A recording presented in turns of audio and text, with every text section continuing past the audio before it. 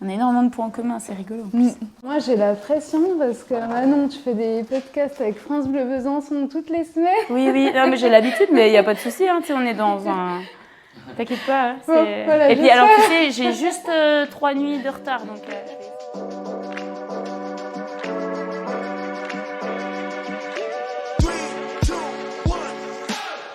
Bienvenue dans Crossed Paths, le nouveau podcast de l'UTMB World Series.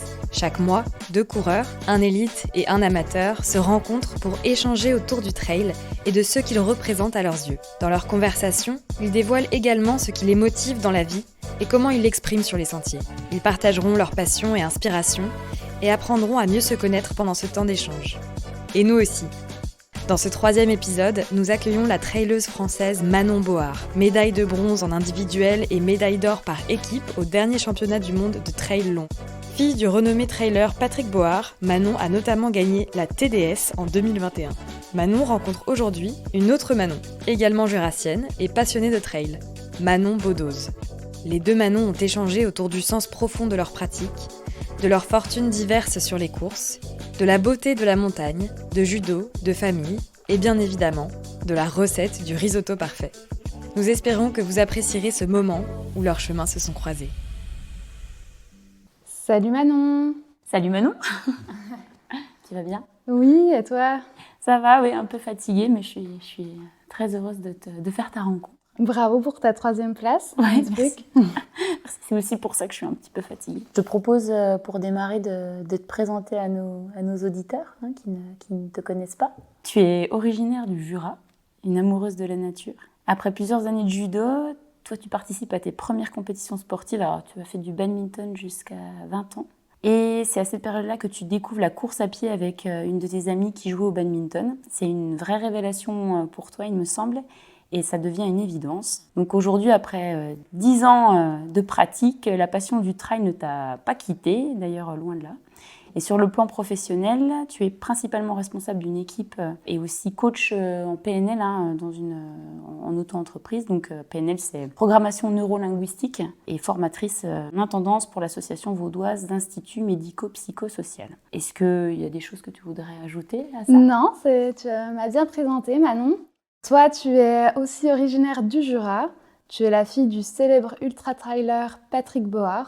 Tu as baigné dans l'univers du trail depuis ton plus jeune âge, mais tu n'as finalement commencé cette discipline que bien plus tard, à ton arrivée à Besançon en 2017. Tu t'es brillamment illustrée ces dernières années sur les sentiers, en gagnant notamment la TDS en 2021 ou plus récemment le Mute à Madère.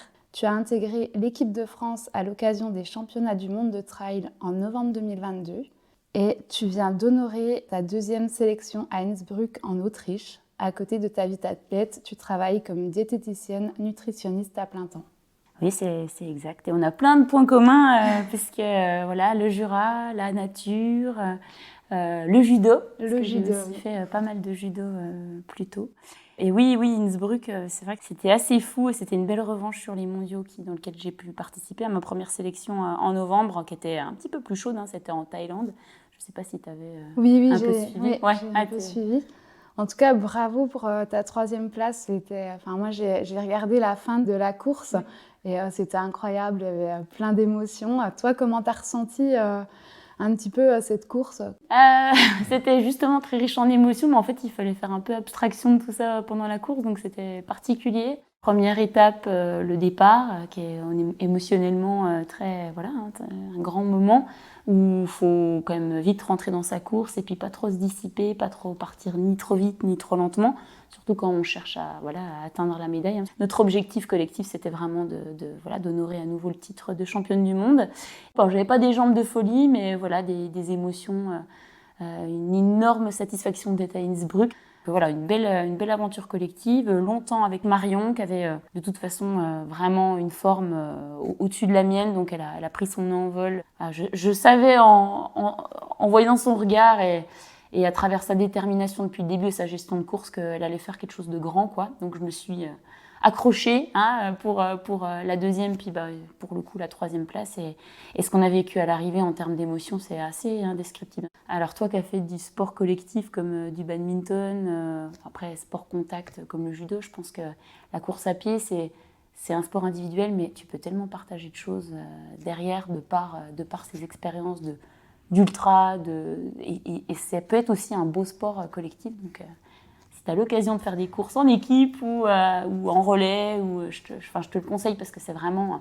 Tu te dépasses, tu te transcendes et ça sublime un petit peu l'effort, je trouve. Pour la petite anecdote, c'est vrai que je ne sais pas si tu as regardé après, je ne pense pas que tu as eu le temps de regarder le replay, mais c'est vrai que le présentateur, à la fin, quand tu arrives, il dit « On la connaît Manon, elle va pleurer, elle va pleurer !» Oui, c'est arrivé. Oui. C'était trop beau à voir, quoi. Oui, j'ai toujours mes larmes. En fait, pour tout te dire, je partageais la chambre avec Jocelyne. Et on était éreintés le soir. C'était très difficile déjà de manger. On s'est douché, il y a eu les contrôles antidopage, il y a eu les interviews, il y a eu la cérémonie des fleurs. Donc on s'est couché quand même assez tard et notre lit nous attendait. Mais en fait, à 3h30 du matin, on était les deux avec des phares, quoi.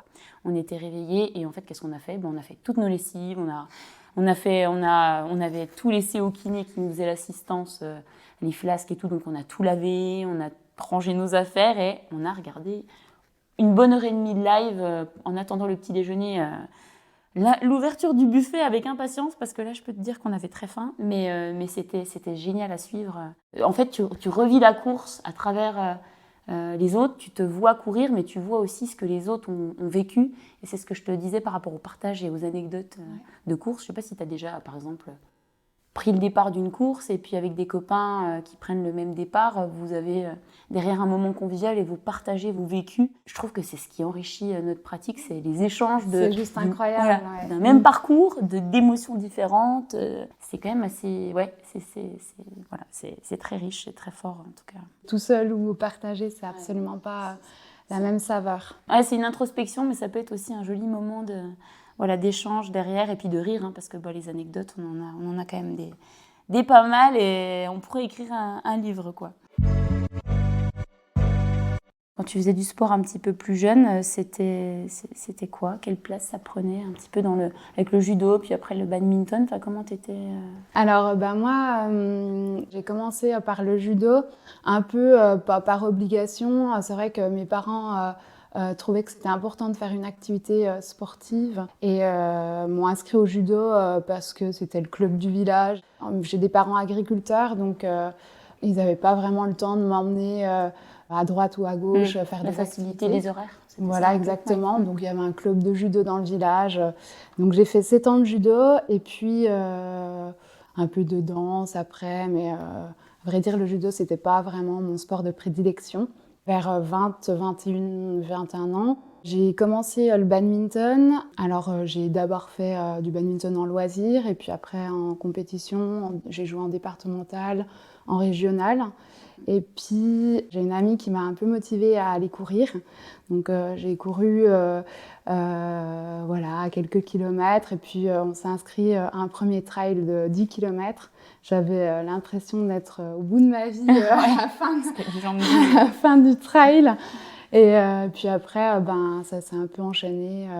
J'ai aimé le fait de faire une activité dehors, de prendre vraiment du plaisir à l'extérieur. Donc, le judo, c'est en salle, mais est-ce que... Alors, parce que j'ai pratiqué longtemps du judo. Est-ce que toi, dans ta pratique, tu as eu quand même un petit peu à mettre les baskets pour aller courir, pour aller entretenir un petit peu et la gestion du poids? Est-ce que c'était quelque chose qui était quand même pratiqué, mais pas pour l'aspect plaisir que tu racontes là avec ta copine, où ça c'est le plaisir qui a été moteur? Est-ce que c'était pas une contrainte un peu de courir à ce moment-là quand tu pratiquais le judo parce que c'est un sport où il faut rester dans la catégorie, où il faut... peut-être un petit peu, mais pas... j'ai jamais vu la course à pied comme une contrainte. Donc, j'ai toujours eu du plaisir à courir. Alors, même si c'était Alors bien sûr, 200 mètres, 300 mètres, ça, j'ai toujours eu Ok. du plaisir. Donc, Oui. tu dois faire partie des 1% de la population qui démarre la course à pied en Peut-être. prenant du plaisir directement. Parce que Ouais, quand même, même les c'est crosses du fondamental. collège, je me souviens, j'avais vraiment du plaisir Ok. à faire les crosses du collège. Donc, Ouais, c'est très bien, ça marche. Et puis, est-ce que le judo, il t'a apporté quand même quelque chose? Vu que c'est ton premier sport et qu'on sait que dans l'enfance, il y a des périodes un peu charnières où les enfants, quand ils pratiquent un ou deux sports, en termes de développement personnel et de développement moteur, capacité physique, mais surtout là, je pense notamment un peu au caractère, aux valeurs. Est-ce que ça t'a apporté quand même des choses pour la suite et pour te construire et en tant que sportive, femme sportive maintenant? alors, j'étais très jeune quand j'ai fait du judo, mais je pense qu'une des valeurs, c'est le respect de l'autre. Et puis aussi le goût à l'activité de sport. Donc, c'est ça qui était chouette avec le judo. Et mental, un peu ou pas? Un petit peu aussi, ouais, peut-être. Est-ce que ça te sert sur tes compétitions de trail maintenant? Oui, je pense que ça me sert, oui. Ok. Et toi, tu as fait combien de temps du judo? J'en ai fait jusqu'à 18 ans. Ah oui. Moi, je vivais judo, je dormais judo, je mangeais judo. Enfin, je m'entraînais avec le pôle France à Dijon et le pôle de Besançon. Donc j'avais un bon niveau, mais en fait je me suis arraché les ligaments au niveau de la main. L'année où je sélectionne pour les championnats de France, pour après faire des compétitions internationales, et là tout s'est effondré. Quand tu as 15-16 ans et que tu es à fond dans la compétition, dans le sport, et que voilà, ton moteur principal à côté des études, c'est ça, c'est très compliqué parce qu'en plus tu es en construction. La période adolescente, j'ai pas forcément un très bon souvenir. Et moi, du coup, je faisais pas mal de courses à pied justement parce que j'aimais ça, mais au départ, c'était vraiment pour cette histoire de contrôle du poids, de rester dans la catégorie. Et c'est pour ça que fondamentalement, il y avait mon père qui allait courir. Moi, j'allais faire mon footing pour bien voir que sur la balance, ça bouge pas. Et c'était vraiment le cas quand même. C'est pas pour rien que je me suis intéressée à la nutrition. Puis j'en ai fait mon métier. Et puis après coup, ça a été le prétexte d'aller avec mon père courir parce que c'était un vrai plaisir d'être dehors de toute façon. Je faisais aussi du ski de fond en parallèle, donc forcément le goût de la nature et de l'extérieur, j'avais besoin de sortir des tatamis. Mais le judo, ça m'a, comme toi, ça m'a énormément apporté sur le côté mental. Mais je pense que ça m'a quand même détraqué à un moment donné dans mon développement d'adolescente parce que j'étais focus, j'étais vraiment trop dans l'hyper-contrôle par rapport à ça. Et je pense que ça m'a aidé, mais ça a pu aussi être un sport. Je pense que maintenant, c'est complètement différent dans l'accompagnement des jeunes. Ils sont beaucoup plus dans la prévention, dans la santé. Mais à cette époque, ça posait aucun souci que les jeunes se mettent au régime pendant des semaines, fassent des saunas la veille, et la santé prenait quand même un coup en termes de récupération, en termes d'entraînement. On s'entraînait dur. Je ne sais pas si tu te souviens, mais c'était quand même des footings à jeun, des heures et des heures d'entraînement. C'était un sport quand même qui était rigoureux, contraignant sur certains aspects, quoi. Mais il y avait le plaisir, bien entendu, d'être... et la confrontation, qu'on ne retrouve pas forcément dans le trail, mais en fait, qui peut servir, je trouve, pour se dépasser soi-même, en tout cas. Aujourd'hui, tu me disais que tu cours principalement, toi, ton leitmotiv, en fait, c'est vraiment le plaisir, quoi. Tu marches au plaisir. Exactement, plaisir, aventure, vivre quelque chose, ouais. Et est-ce que tu es assez portée sur le voyage? Est-ce que tu as déjà fait des courses plaisir, découverte? Est-ce que ça peut aussi être un moteur, le fait de voyager, le fait de découvrir des endroits autres où tu cours surtout dans la région? Alors, je cours beaucoup dans la région, mais c'est clair que c'est un moteur aussi de découvrir d'autres paysages. Je pense notamment à une course que j'ai faite dans les Pyrénées. C'était le Val d'Aran, une course de l'UTMB. Ah oui, okay. C'est vrai que je suis allée parce que j'avais envie de découvrir les Pyrénées espagnoles et voilà. Et donc, alors, c'était l'année dernière du coup? C'était il y a 2 ans, oui. 2 ans. Mais c'était juste magique, donc des paysages. Je connaissais pas du tout les Pyrénées et grâce à cette course, en fait, j'ai découvert vraiment des paysages grandioses, oui. C'était quelle distance du coup? C'était le 105, oui. Oui. Non mais costaud, en plus cette course elle me fait rêver. Je sais que mon papa va y prendre part là dans c'est bientôt c'est dans 2 semaines, dans 3 semaines. On a regardé les teasers et tout ensemble et il était il ça fait a l'air laquelle ton papa? Du coup le 170 pour D'accord. En vue d'une sélection pour l'UTMB parce que notre rêve c'est de prendre le départ ensemble. Mais ouais, du coup, toi, t'es quand même une Jurassienne, mais qui aime les terrains aussi un petit peu alpins et t'hésites pas à aller un petit peu à l'aventure, alors en France ou peut-être ailleurs. T'as déjà fait des voyages au-delà de la France pour le trail, Pyrénées espagnoles, je suis allée Ouais. un peu dans les Dolomites, Ouais. faire un peu de trail. Puis c'est vrai que clairement, après, on a de la chance en France, c'est qu'on a les Alpes et Oui, on beau a un terrain de jeu incroyable. Mm. Donc je profite aussi d'aller pas très très loin. Toi, ta première course, tu t'en souviens? Vraiment était- course de trail parce que Ouais, plutôt. je mettais pas le mot trail. Je Ou pense la première même fois que j'ai couru. peut-être course à pied, même si c'était un 10 km. Je sais pas, est-ce que tu te souviens, je sais pas, d'un premier dossard? Oui, alors oui, si, ça me revient. Alors en effet, la période où je t'ai dit que j'avais arrêté le judo, très compliqué. Je broyais un peu du noir et je me suis mise à courir en fait, en effet, par prétexte un peu de passer du temps avec mon papa qui avait intégré ASICS, puis la FUMA, puis OCA. Donc il faisait des très belles courses. Il me faisait rêver avec ses distances et moi c'était mon petit moment où je pouvais l'accompagner sur son son démarrage de footing. Alors je faisais peut-être 8, 10, 15 kilomètres et puis à un moment donné je coupais et puis je laissais faire sa séance quoi. Mais c'était le bon prétexte pour passer du temps avec lui et qui me raconte un petit peu son entraînement, ce qui était prévu parce que je suis je suis assez passionnée par la physiologie de l'entraînement et tout ce qui se rapporte à ça. Et mon premier dossard, c'était au Templier. Donc mon père était sur la grande course. Et le lendemain, moi, je prends le départ de la course des femmes.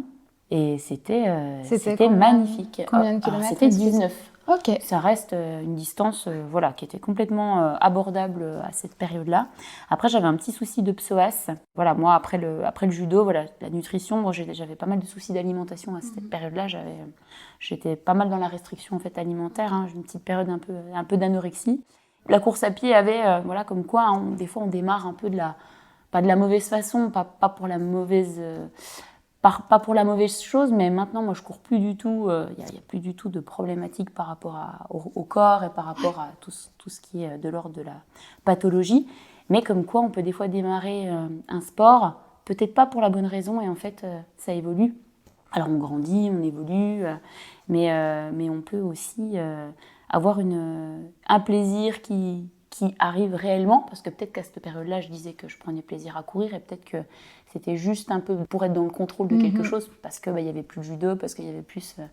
c'est quand même assez psychologique, tout ça. Et la Templière, en fait, ça s'était très bien passé pour moi, mais j'étais quand même pas trop en santé, et je pense qu'après, le fait que j'ai pas remis de dossard, c'était aussi pas c'était pas pour rien, c'était pas un sport pour moi à cette période-là. Et en fait, j'ai remis des dossards quand je suis arrivée à Besançon. Okay. Alors après, c'était vraiment, on va dire, avec l'envie de faire de la compétition. Je me suis prise au jeu, j'ai mis le dossard sur le trail d'effort, sur les reculés, déjà au niveau un peu local. Et puis ça marchait bien. J'ai commencé à me faire un petit programme d'entraînement dans mon agenda où je me disais, je fais, avec quelques petits conseils de mon père, une petite séance de seuil. Alors, j'avais pas de montre, j'avais rien, mais j'ai commencé un peu comme ça. Et en fait, avec les copains, on s'est inscrits sur le TAR, le Trail des Aiguilles Rouges, à Chamonix. Donc là, nous, c'était notre sortie, c'était notre voyage de l'année, quoi, et notre objectif de l'année. Et en fait, je l'ai gagné cette année-là, mais c'était juste... en ayant fait 1 an de pratique, c'était juste incroyable. Et puis je me suis prise au jeu, donc l'année d'après, j'ai fait la Montagnarde, aussi à côté de Chamonix, et puis Verbier-Saint-Bernard, le Swiss Peak en Suisse, qui traverse un petit peu le Valais. Et en fait, c'est des courses où j'ai fait des très beaux podiums.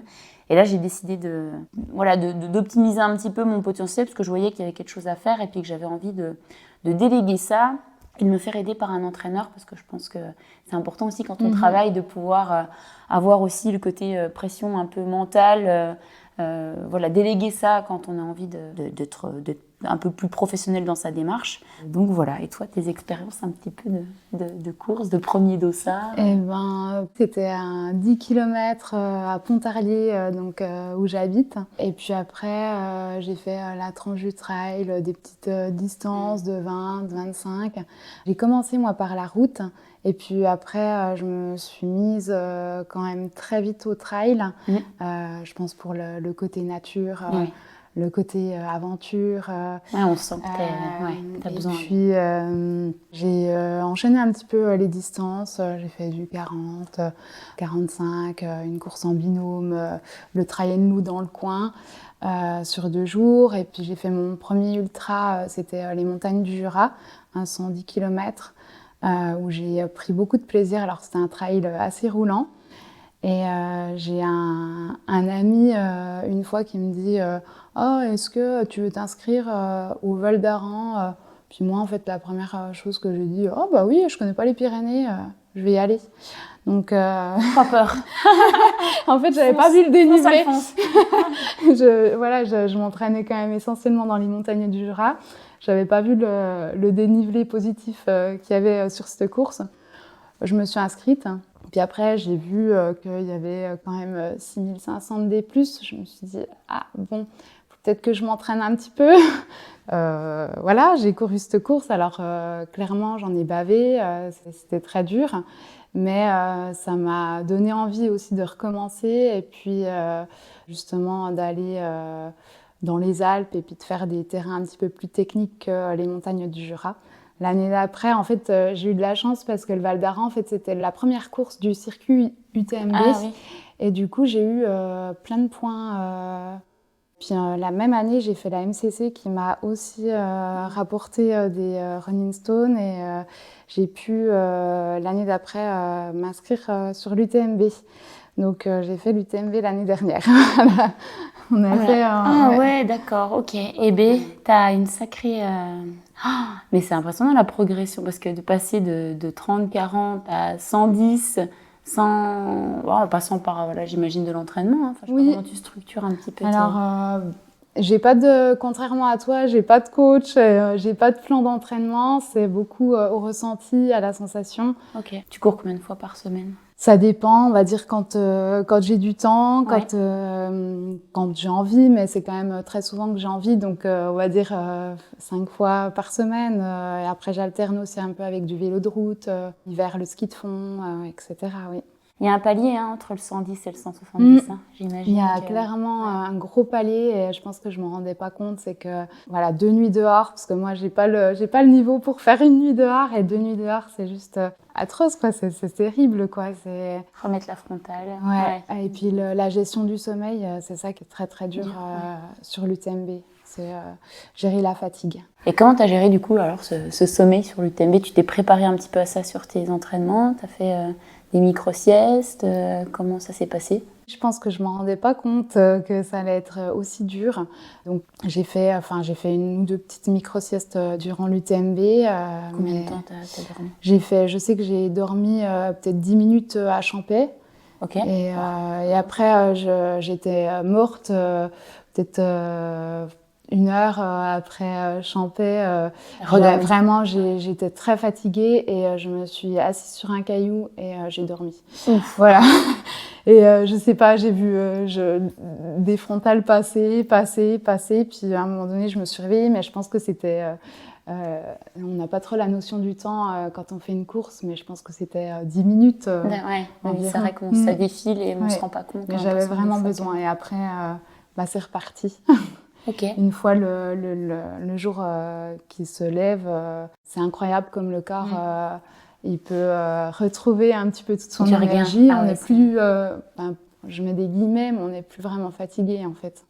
C'est impressionnant comme la tête peut prendre le relais et la journée défile et c'est en fonction un petit peu des conditions, des facteurs extérieurs qu'on arrive à retrouver un petit peu du regain.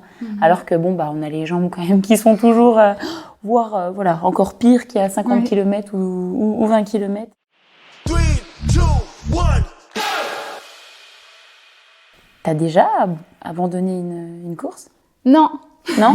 D'accord. Non, j'ai jamais abandonné. Comme je cours pas vite, mon objectif c'est toujours de finir en fait. C'est mon premier objectif. Donc je n'ai jamais abandonné de course, même si typiquement le Val d'Aran c'était très dur. Mais je n'ai pas abandonné. Je me suis dit de toute manière, je vais rentrer chez moi, je vais rentrer au logement Puis il n'y a personne, puis en plus j'avais pas d'assistance ou quoi, donc j'ai dit autant finir quoi. Donc non, j'ai jamais abandonné de course, même si des fois le mental... Ouais, tu joues des tours. Est-ce que tu as déjà pensé à abandonner ? Sur le Val d'Aran, est-ce que ça t'est passé par là ? Le Val d'Aran, je me suis dit à un moment donné, Manon abandonne, et puis au final,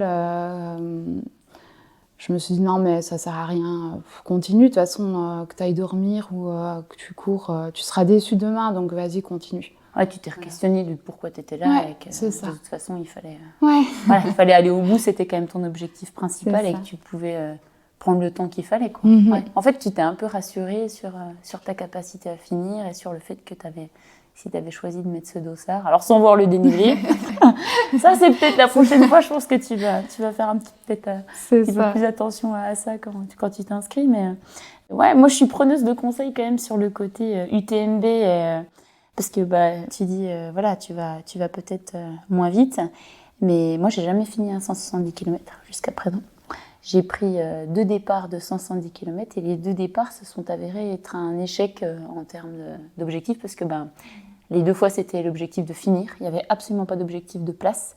Et l'UTMB l'année dernière, en fait, je me suis fait avoir sur le côté, je m'attendais absolument pas à être à cette place-là aussitôt, à cette place-là tout court, et ça m'a complètement sortie de ma course. Et à Courmayeur, j'étais vraiment au bout de ce que je pouvais donner et j'ai abandonné à Courmayeur. Donc toi, j'ai abandonné la moitié. Alors quand j'entends que toi, tu t'es questionné sur non, là, moi, je vais au bout, c'est mon objectif. Moi, c'était le même objectif que toi, mais quelque part, j'ai pas été capable de me dire tant pis, j'étais 4, mais je passe 15e ou 20e.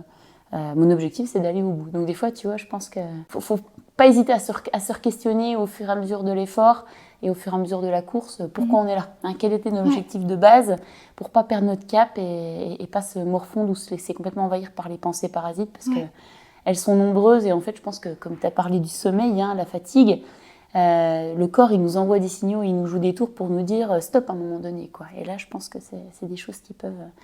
C'était difficile pour toi de prendre cette décision d'arrêter, en fait, parce que c'était clairement ton objectif, un de tes objectifs l'année dernière. Comment tu as vécu le moment où tu t'es dit, allez, j'arrête ? Ouais, c'était un objectif l'an dernier principal, mais en fait, je me rends compte que je l'avais pas assez préparé. En fait, je m'étais plongée dans l'objectif 3 mois avant, et l'UTMB, c'est mythique, en fait.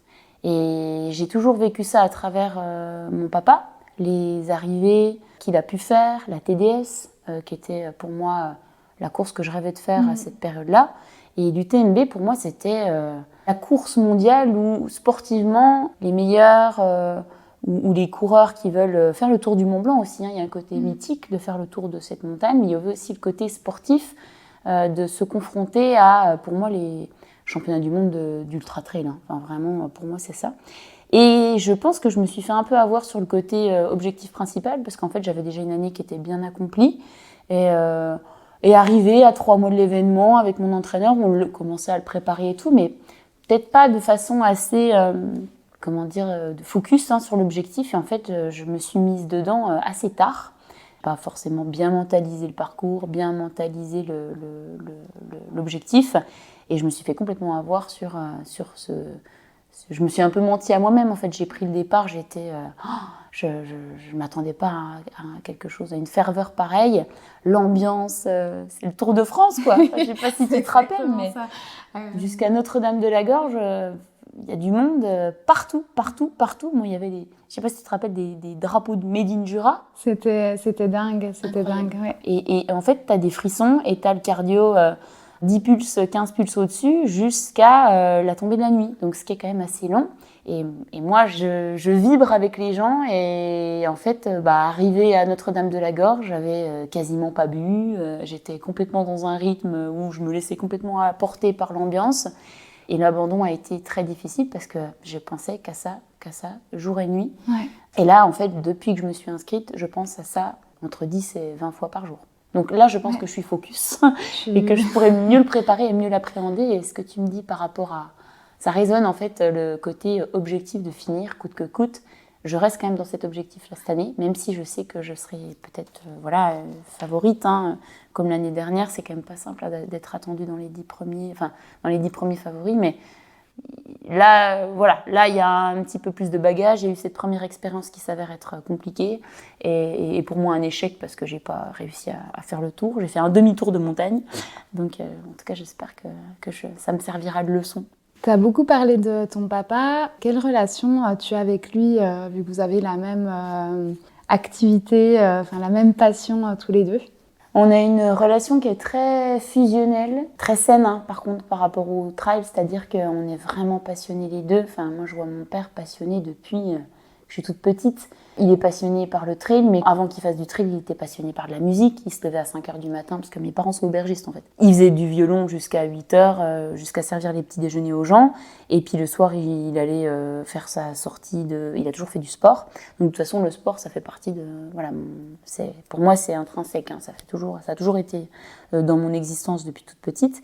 Mais la musique, pendant la période de confinement, il a écrit un livre. On est une famille quand même de passionnés. On a besoin de se mettre des objectifs, on a besoin d'entreprendre des choses. Le sport, c'est vrai que ça a pris cette place-là pour nous. Et c'est vraiment une histoire familiale, quoi. Donc la relation avec mon père, c'est avant tout ça. Le trail prend beaucoup de place, mais on peut aussi parler de plein d'autres choses, qu'il y a plein d'autres choses qui nous passionnent et on partage aussi maintenant des belles séances ensemble. Donc ça, c'est chouette. Donc voilà la relation que j'ai, c'est on vibre pour la même chose, quoi. Et puis, est-ce que tu as une routine, une discipline en fait que tu as, qui est facile à respecter? Un conseil que tu peux donner? Oui, alors déjà moi la nutrition, c'est quelque chose où je suis quand même assez rigoureuse là-dessus, vu que c'est mon métier et puis je sais que ça peut me faire défaut aussi sur la longue distance. Donc moi je mange toujours le même repas avant les courses. J'ai envie de dire même 48 heures avant, je passe sur une base de riz avec... plus du tout de légumes, plus du tout de crudités, plus du tout de fibres et toujours un peu les mêmes repas, ça me rassure. C'est des repères pour moi qui sont rassurants et c'est un repas qui est plaisant et moi j'ai toujours encore une fois besoin d'être dans le plaisir, pas frustrée parce que si à un moment donné le sport apporte de la contrainte, c'est pas ma démarche en tout cas. Et je suis persuadée qu'on peut rester dans du plaisir, même à l'entraînement, même si c'est dur, et être performant.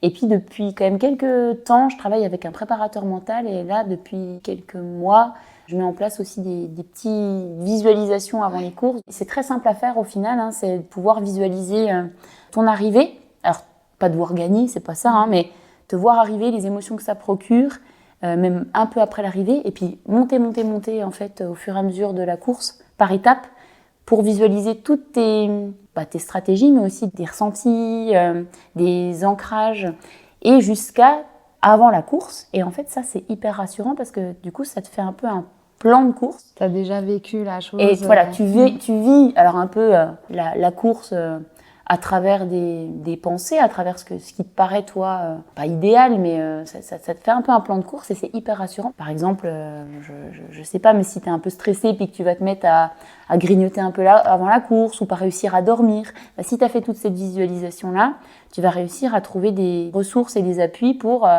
j'avais visualisé ça, que je dormais bien, donc hop, tu mets en place un petit peu et intuitivement, en fait, ça va jouer sur tes signaux corporels et sur tes ressentis personnels. Et en fait, tu vas appréhender l'échéance et le stress bien mieux que si tu t'y allais un peu spontanément sans avoir un petit peu anticipé. Alors, je dis pas qu'il faut tout anticiper, faut pas être trop dans le calcul non plus.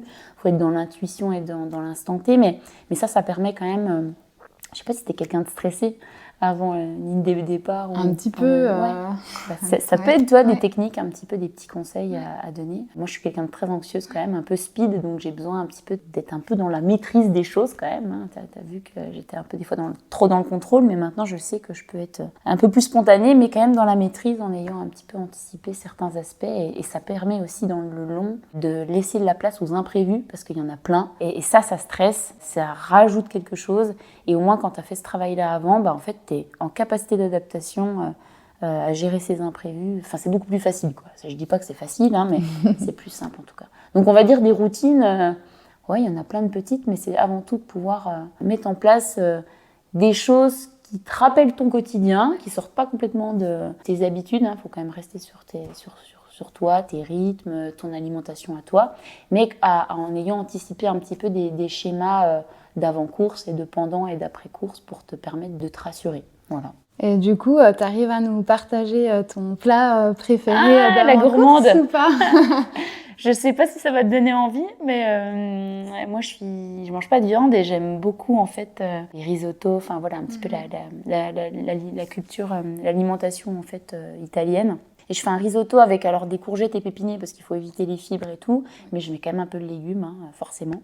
J'ai un spirulinier qui habite pas très loin de chez moi, qui fait de la spiruline dans des bassins, qui est excellente en fait. Et je fais un risotto de spiruline avec un peu de tofu, un peu de courgettes, et ça, en fait, ça passe. Déjà, c'est énergétique.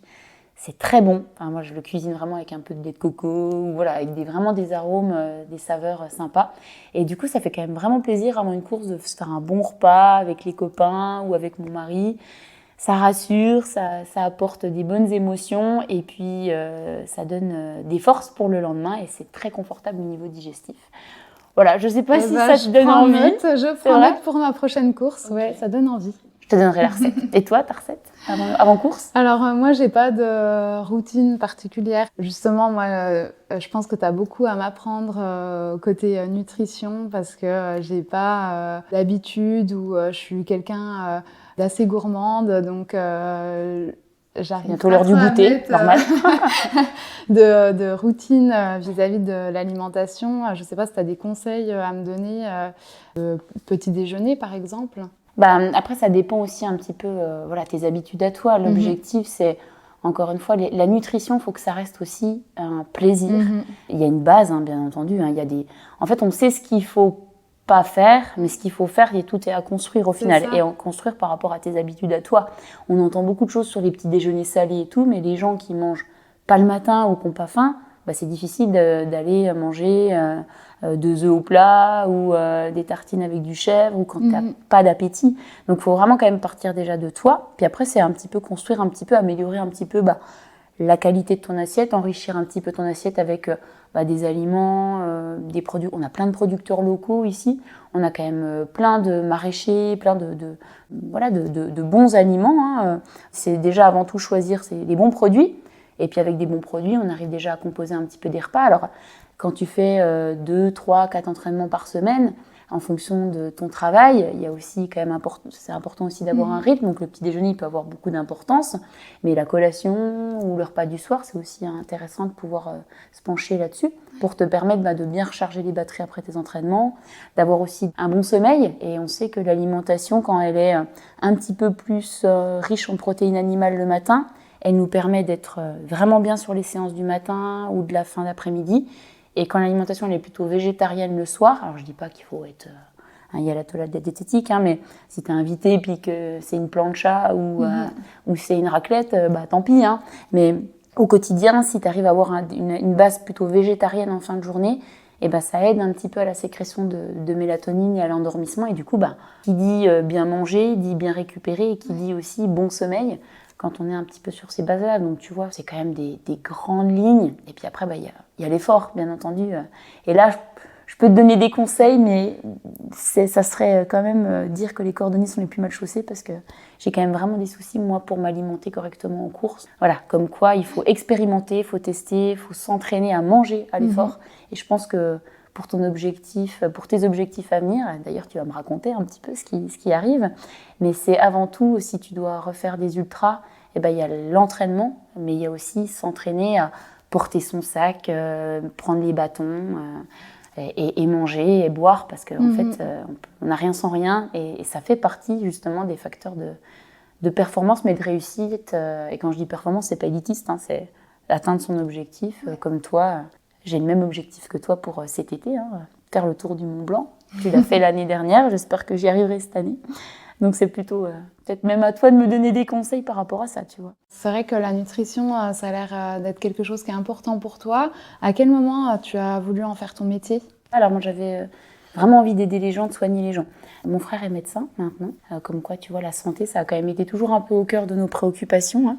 C'est aux alentours des 13-14 ans où je me suis intéressée à l'ostéopathie et la nutrition. Donc c'était vraiment pour moi des médecines parallèle, douce, mais qui me paraissait indispensable en tout cas pour être en bonne santé. Et quand je dis bonne santé, c'est autant physique que mentale, parce que comme je t'en parlais tout à l'heure, sur la période d'adolescente avec le sport, l'estime de soi, la construction un petit peu identitaire, moi j'ai eu une phase un petit peu compliquée au niveau nutritionnel, mais au final qui sont plutôt d'origine un peu psychologique. Et puis petit à petit, en fait, j'ai démarré mes études à Lyon, j'ai fait une prépa scientifique. Et puis après, j'ai continué dans le comportement alimentaire et puis aussi dans la prévention de la santé publique. Et puis je me suis toujours intéressée au comportement alimentaire, au domaine du sport. Et ça me sert beaucoup, en fait, l'approche du comportement alimentaire chez le sportif aussi, parce que on n'est pas que des... Enfin, on a des fois dans la tête le fait que les sportifs, c'est des robots qui mangent parfaitement les bons nutriments, les bonnes calories, qui font leur entraînement. Enfin, c'est vraiment quand même très... non, on a aussi des émotions, on a aussi des ups, des downs, et du coup, à travers l'alimentation, à travers la motivation, à travers la vie privée, ça se ressent. Enfin, il y a aussi des hauts, des bas, quoi. Et j'aime beaucoup, en fait, accompagner les gens dans leur pratique de performance, encore une fois, c'est dans leur objectif sportif, à travers l'alimentation, c'est même un petit peu plus global, c'est l'alimentation qui touche à tous ces déterminants-là. Donc, si un jour je mets plus de dossard, je continuerai à courir, mais je continuerai aussi à je pense, accompagner des compétiteurs ou des sportifs dans leur objectif, parce que c'est vraiment quelque chose de passionnant. En dehors du sport, il y a quelque chose que tu fais, une activité, quelque chose qui te détend particulièrement ?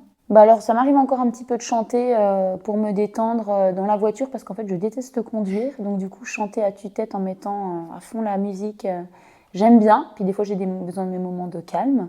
Et puis, j'adore cuisiner. Donc, voilà, hein, on a parlé pas mal de nourriture. D'ailleurs, je commence à avoir faim. Mais cuisiner, oui, c'est mon passe-temps qui me détend après la journée de travail, après l'entraînement. J'ai toujours... pas mal d'aliments dans le frigo pour on a un AMAP à côté de chez nous en plus, donc on a des bons paniers et tous les soirs c'est alors qu'est-ce que j'ai envie de me préparer, et c'est l'histoire de 20 minutes mais au moins ça détend, ça prépare au repas et puis à la soirée qui va suivre, et c'est un bon moment aussi de plaisir que je partage pour le coup souvent avec mon mari qui me donne un petit coup de main, et c'est notre petit moment à nous, la préparation du repas et le repas en tant que tel, et on en a quand même pas beaucoup, des moments partagés comme ça, donc ils sont précieux. Ouais. Et toi, le petit moment détente, déconnexion On va dire marcher dans la nature avec mon chien, toujours, tranquille, et puis les moments en famille aussi, c'est important, je trouve, pour se ressourcer. Dans le Jura. Dans le Jura, dans le Doubs. C'est vrai qu'on a beaucoup parlé de sport, de course à pied. Est-ce que tu as une admiration, un respect particulier pour une personne, pas spécialement dans le monde du sport ? Moi, je suis pas quelqu'un de très fan, en tout cas dans le suivi ou dans l'admiration. Je suis quelqu'un qui s'inspire des gens, parce qu'en fait, en plus, c'est un peu mon métier d'entendre des vécus, des récits, des expériences, des histoires du passé des personnes. Donc ça, je trouve toujours inspirant. Donc c'est plutôt des personnalités, j'ai envie de dire, de monsieur et madame, entre guillemets, tout le monde, qui a une ambition, qui a un projet de vie et qui mène sa vie professionnelle, sa vie personnelle. Voilà, une maman qui a 3 enfants et puis qui a décidé de se mettre...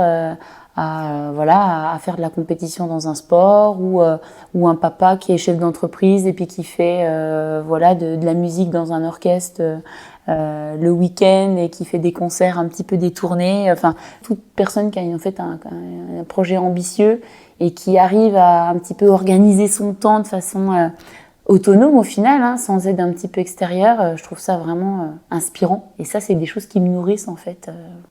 Dans le sens où je trouve ça admirable, où on a envie aussi de s'appuyer sur ces personnalités-là pour reprendre ce qu'il y a aussi à prendre pour soi, quoi. Pas de personnalité comme ça qui m'inspire.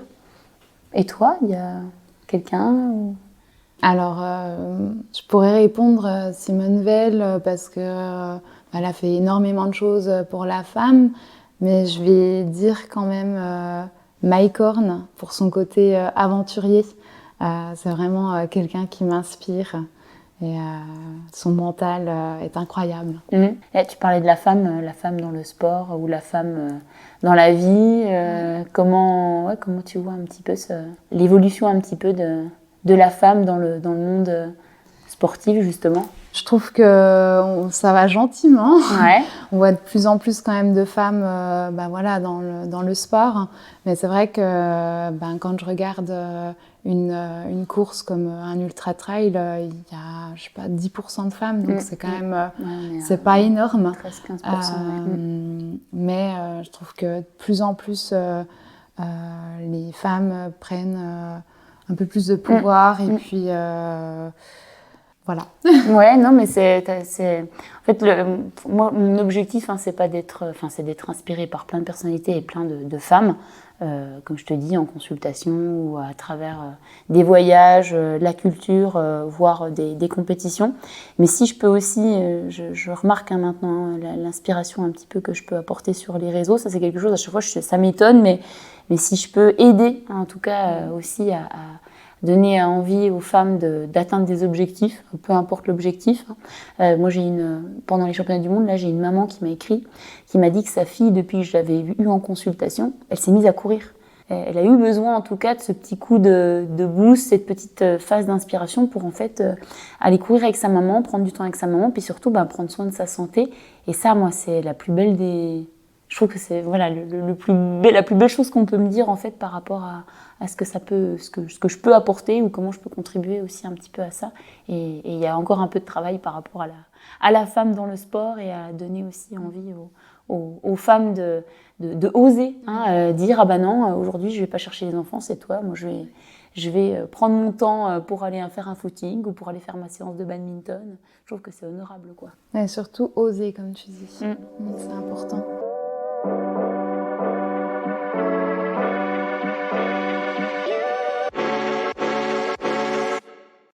Bon, maintenant qu'on se connaît quand même bien, j'ai l'impression que je t'ai bien cerné et il me semble que tu m'as bien cerné aussi. On va jouer à un petit jeu. Il y a une information qui est vraie parmi ces 3 informations, donc une vraie, 2 fausses. Il va falloir que tu retrouves un petit peu laquelle est-ce.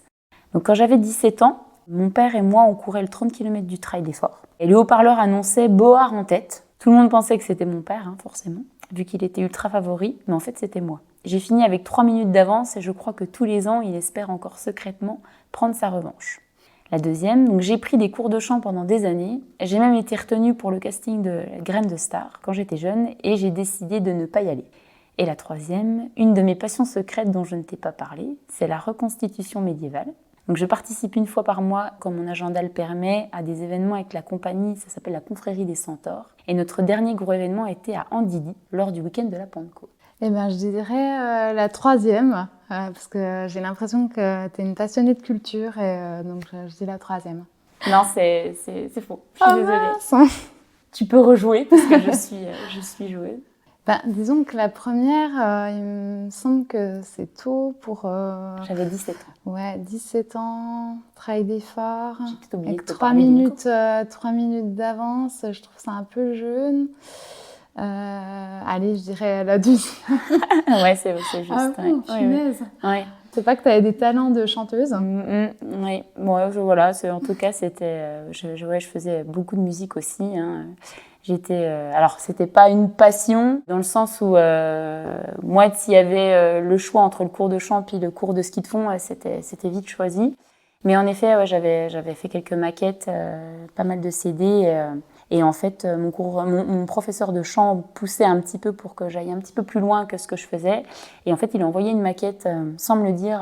Ça s'appelle La Nouvelle Star des Jeunes à l'époque. Et en fait, ils m'ont retenue et ils m'ont appelée. Et je ne comprenais pas ce qu'il me disait parce que je leur ai dit, mais j'ai jamais envoyé quoi que ce soit. Et j'ai appris que c'était lui qui l'avait fait. Et je n'y suis pas allée. Voilà. Ok, est-ce que tu veux jouer à ton tour? Donc, je te donne 2 informations fausses et une vraie. Est-ce que j'ai nommé mon chien Kylian parce que dès son plus jeune âge, il courait plus vite que moi pendant mes sorties? J'ai développé un jeu sur le thème du développement personnel qui s'appuie sur des principes théoriques issus de la psychologie et l'analyse transactionnelle. Ou, comme tu le sais, j'ai commencé avec du badminton et j'ai fait des compétitions donc départementales, régionales. Et j'ai gardé le volant de ma première compétition comme porte-bonheur. Et du coup, je cours toujours avec quand je fais une course. Alors, La troisième sans hésiter. le volant du badminton, eh ben c'est faux. Oh non. Ah, je suis dégoûtée. Le dalmatien? Non plus. Voilà, donc j'ai créé un jeu d'auto-coaching. D'accord. Donc avec des outils de coaching, de communication et puis de développement personnel, notamment il y a des petits exercices de visualisation, etc. dedans. Et c'est sur quel support alors, le jeu? Alors c'est une application? Non, c'est un vrai jeu qui est disponible dans les commerces. C'est sous forme d'oracle. D'accord. Voilà. Ça m'intéresse et je suis curieuse. Voilà. Curieuse. Bon, t'as des talents parce que j'imagine que créer un jeu, ça doit être. C'était un peu sport, mais merci le Covid pour m'avoir un peu donné du temps. Comme quoi. Voilà. Il y a des passions et des projets qui se révèlent pendant la période de Covid, comme quoi ça a pu apporter quand même du bon, cette période.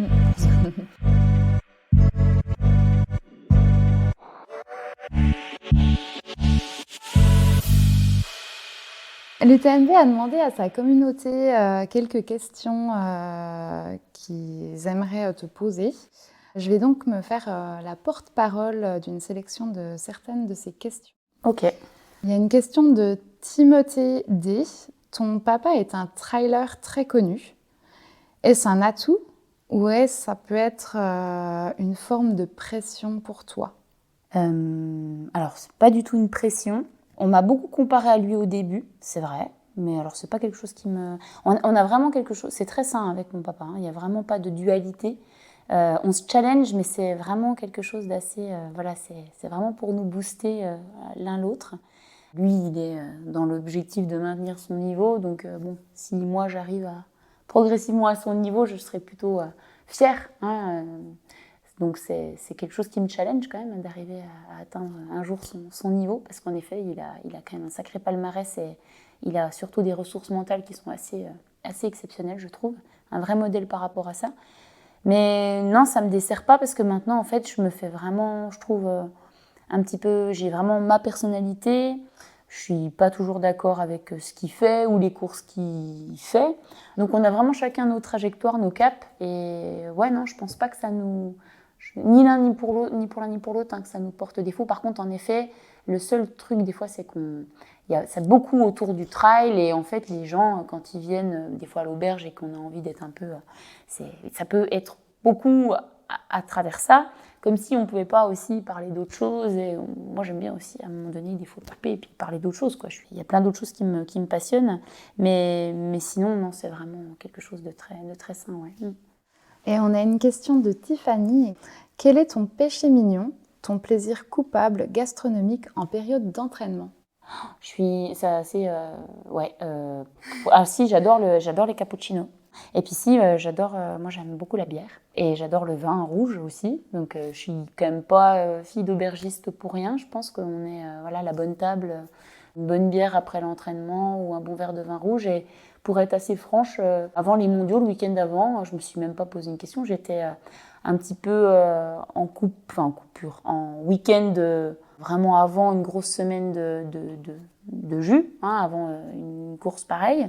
J'avais des amis qui étaient à la maison parce qu'ils couraient le Swiss Canyon qui était à côté de chez mes parents et j'ai bu une bière le samedi soir et puis un verre de vin. Et je me suis absolument pas posé la question qu'on était à une semaine des mondes ou quoi. C'est ce qui est pris avec plaisir et quand le plaisir diminue, on s'arrête. Ça me paraît pas problématique, si tu veux. Et moi, c'est vraiment un plaisir. Une bonne bière, avec modération. Péché mignon, je dirais ça.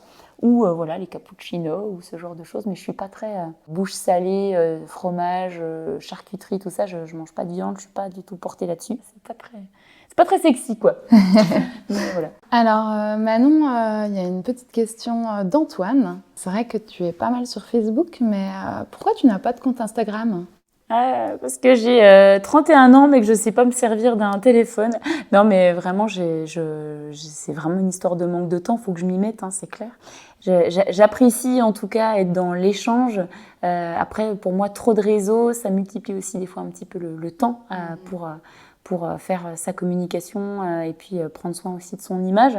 Donc voilà, Instagram, ça rajoute aussi quand même du temps que j'ai malheureusement pas beaucoup. Mais je pense que je vais m'y mettre parce qu'a priori, on m'a donné 2-3 petites pistes, notamment voilà, pendant la période là, avec l'équipe de France là, qui sont tous sur Facebook, Instagram. Hein. Et en fait, on peut faire les choses en même temps. Oui. Donc voilà, faut peut-être que je me mette en me disant, bon bah voilà, faut passer le cap et puis ça sera tout aussi bien. Mais voilà, c'est le temps. Le temps, je cours toujours après le temps. Et le temps me court après, je pense, mais il faut que je me mette à la page.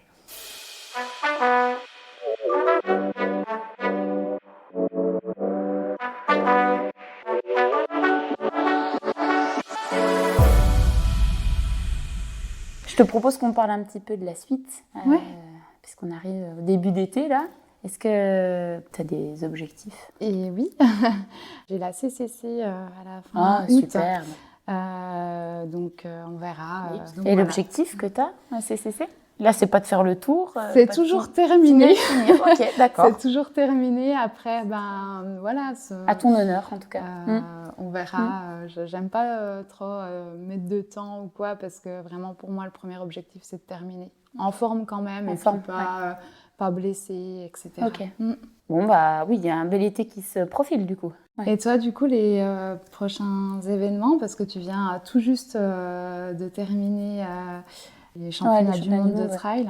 Ouais, on est à 2 jours. Hein. Là, je suis à 48 heures des championnats du monde. Alors, je t'avoue que j'ai la tête dans l'UTMB. Voilà. J'ai même pendant la course des championnats du monde, je pensais, ça va me servir pour l'UTMB. Tout est quand même porté autour de ça, même si c'était l'équipe avant tout et j'étais concentrée là-dessus. J'ai quand même toujours dans un coin de ma tête, ça sert. Tout le puzzle, en fait, il se crée autour de cette course. Donc voilà, l'UTMB. Et avant, alors je fais la Pyramenta d'été avec une copine. Alors jusqu'à dimanche, là, je coupe. J'ai vraiment besoin de faire une pause mentalement pour recharger les batteries, mais surtout mentale, parce que physiquement, ça va quand même bien. Je touche du bois. Mais voilà, la Pyramenta, ça relancera en fait un petit peu... je pense que je serai justement sur une reprise de forme parce que c'est dans 2 semaines. Je pourrai à nouveau reprendre un petit peu la vitesse et une forme. Donc on va aller sur Arèche-Beaufort pour prendre du plaisir et puis tenter un classement en féminine. Après, je pars à l'île Maurice pour faire le dodo. Ah, génial. Ouais, c'est un 50 km avec... c'est très sauvage, c'est très tropical. On est dans un parc un petit peu naturel, donc c'est vraiment, ça va être aussi l'objectif de faire un voyage et puis d'aller faire de la prépa là-bas, mais surtout d'être dans la communauté du trail. Donc voilà, l'île Maurice, fin juillet. Et puis après, je vais m'entraîner pour l'UTMB, donc je vais aller à Val Thorens avec Oka. Et puis sur le parcours, 1 fois, 2 fois, peut-être 3 fois, pour être prête le 1er septembre. Et après, je ferai une bonne pause. Et ça sera à l'envie sur la fin d'année. Si j'ai envie de remettre un dossard, je le ferai, quoi. Ouais, c'est drôle parce qu'on a pu prendre des départs ensemble.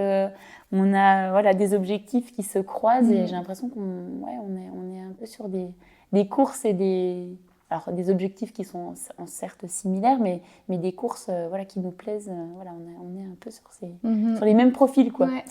Et puis c'est vrai que je me vois tout à fait l'année dernière quand j'ai fait l'UTMB, quand tu dis je pense plus qu'à ça. Moi, c'est vrai que l'année dernière, je vivais UTMB, je dormais UTMB, je mangeais UTMB, je parlais UTMB. Et en fait, il y avait tout était lié à l'UTMB et je pense que tu as pu vivre aussi ça et j'imagine que cette année, c'est pareil.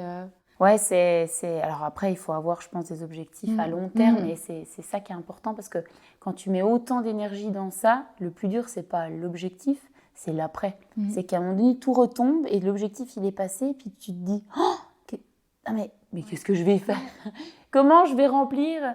Et en fait, ça, c'est aussi important aussi de planifier des fois l'après. Alors, ça peut être course ou pas, mais ça peut être mariage, un projet enfant, d'autres dossards, une maison, des projets personnels, pas que sportifs, il n'y a pas que ça. Je trouve que c'est aussi intéressant d'avoir quand même derrière une suite parce que ça prend beaucoup d'énergie et après des objectifs qui ont été si difficiles et beaucoup de sacrifices aussi pour atteindre, La chute, le côté un peu, alors dépression post-ultra, hein, voilà. Mais c'est un peu mais ça. Hein. Ouais, c'est ça. Je suis sûre que tu as ressenti quand même ça l'année dernière, malgré que toi, tu as terminé. Je suis sûre que tu as eu ce petit moment. Ah, mais c'est toujours ça. C'est vrai qu'après une course, on est sur notre petit nuage. Et puis après, c'est un peu des fois la dégringolade si on n'a pas d'objectif derrière ou de choses, voilà, comme tu dis, personnelles. Faut bien gérer l'après aussi. Mais en tout cas, j'ai passé un excellent moment avec toi, Manon. Merci beaucoup. Je te souhaite tout de bon pour le tour de ce gros caillou en août prochain. C'est même en septembre, je crois bien. Ouais, 1er septembre. Ça, c'est une date à se rappeler. Merci Manon, c'était un très, très chouette moment. Merci Manon. Ouais. Merci à toi. À bientôt. À bientôt. Et voilà, c'en est fini pour aujourd'hui. Nous espérons que vous avez passé un agréable moment et qu'il vous a donné envie de sortir courir sur les sentiers. Si c'est le cas, n'hésitez pas à nous laisser 5 étoiles sur Apple Podcast ou Spotify et à partager cet épisode avec un ou une amie, un collègue ou un partenaire de trail. Pour être sûr de ne pas manquer notre prochain épisode, n'oubliez pas de vous abonner à ce podcast.